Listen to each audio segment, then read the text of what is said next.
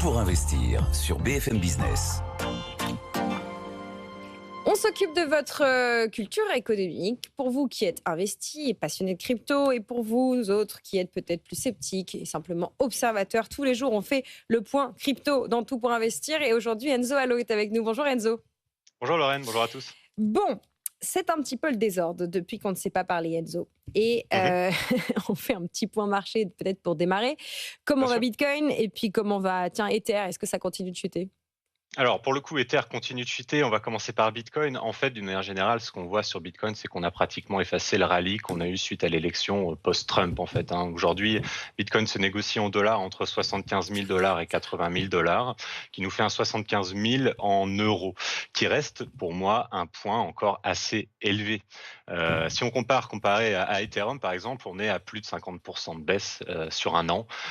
Donc, je pense qu'on peut vraiment, encore une fois, et c'est ce que je vais essayer de vous prouver par la suite, qu'on peut vraiment dissocier Bitcoin de toutes les autres crypto-monnaies. Bitcoin, sur un an, on est encore en territoire positif, on est à 10% de performance. Alors, on est loin des 100% annualisés pour l'instant, mais ça reste encore en territoire positif. Sur un an, Ethereum, on est à moins 48%, quelque chose comme ça. Donc, et Ethereum n'est pas le pire dans ce qui est les crypto-monnaies. Et là, sur 7 jours, la pire performance, c'est le official Trump, qui est sur 7 jours à moins 25%, quelque chose comme ça. Donc, petite punition envers des investisseurs, enfin de la part des investisseurs envers Qui achète le encore token ça, de Enzo, Trump. pardon? Je ne sais pas, les gens qui probablement ne regardent pas Tout pour investir, Lorraine, c'est clair et net. Côté ETF, en revanche, la grosse sortie hier, 326 millions de dollars sortis des ETF en cumulé. Donc voilà, pas mal de sorties. En revanche, vous en parliez juste avant avec Alain, comme Bitcoin valeur refuge potentiellement. Il lui a mis 3 étoiles, il me semble, plutôt ou 2 étoiles, je ne sais plus. Enfin, 3. Étonnamment 3. Et en fait, moi, je partage complètement cet avis. Il y a quelque chose qui saute aux yeux aujourd'hui pour moi, c'est que normalement, on a effectivement Bitcoin qui est toujours très volatile. C'est par définition l'actif le plus volatile.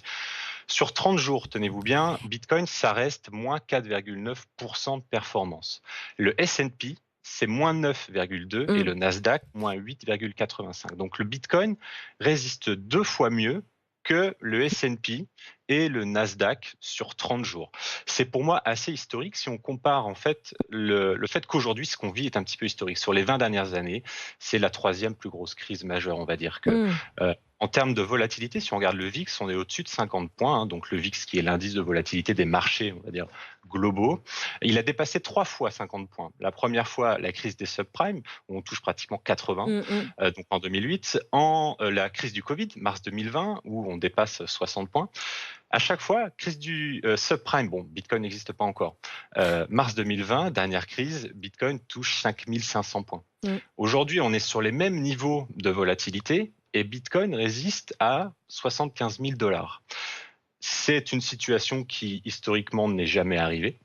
Et je pense que c'est à saluer. Et pour le coup, Bitcoin commence, je pense, à s'installer comme une réserve de valeur. Alors, volatile, pour le coup, encore une fois. Donc, c'est vrai que c'est un peu antinomique, mais je pense que c'est intéressant de voir que ça se décorrèle des marchés actions qui étaient la base pour beaucoup d'investisseurs sur ce quoi on se rappelle un petit peu, le Nasdaq baisse, Bitcoin baisse. Là, aujourd'hui, plus tellement. Est-ce que c'est le début d'une décorrélation? Effectivement. Alain Pitous donnait 3 étoiles à Bitcoin tout à l'heure dans cette recherche de valeur refuge. Bon, rappelons qu'attention, il y avait la volatilité, puis qu'il y avait surtout un problème de niveau de dette, un contexte géopolitique, un risque dollar. Et puis surtout, pardon, je vous dis n'importe quoi. Il était sur 3 étoiles sur Bitcoin. Il disait surtout que l'avantage, c'était l'indépendance, évidemment. Mais que, inconvénient, l'imprévisibilité en risque de crise. Ça, c'est clair. C'est décorrélé. Après, moi, j'aime bien me rattacher à des choses bien réelles. C'est-à-dire que si on prend 2013, avec 1 000 €, j'achète un iPhone et demi. Avec un Bitcoin, j'achète pas un iPhone en 2013. Aujourd'hui, non, mais en 2025, pour l'instant, vous pouvez en acheter quelques-uns. C'est ça. Aujourd'hui, avec 1 000 €, j'achète plus un iPhone avec un Bitcoin, j'en achète 60.